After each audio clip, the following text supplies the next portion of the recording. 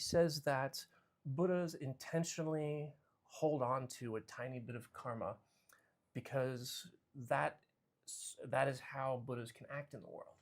Right? The idea that a Buddha has no karma, is not bound by samsara, and yet can act in the world is a very difficult problem.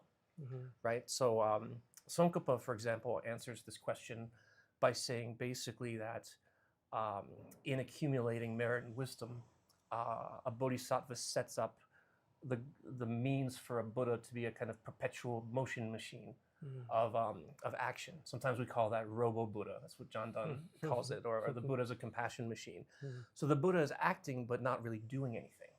The Buddha's in the Dharmakaya, but still kind of part of a process, right?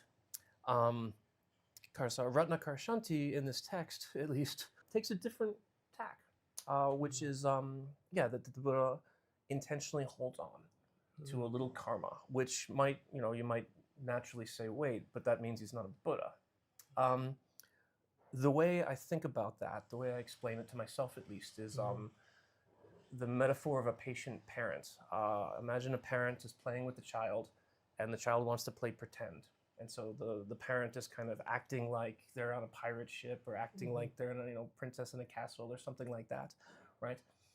The parent is never lost in the fantasy, right? And the parent isn't worried, acting as though there's all of this stuff for the benefit of the child, right? So the parent is acting compassionately as if they believe that there's a castle or a pirate ship. But the idea that they would suddenly sort of fall out of compassion or fall out of awareness, that none of that is real, it just doesn't really make sense.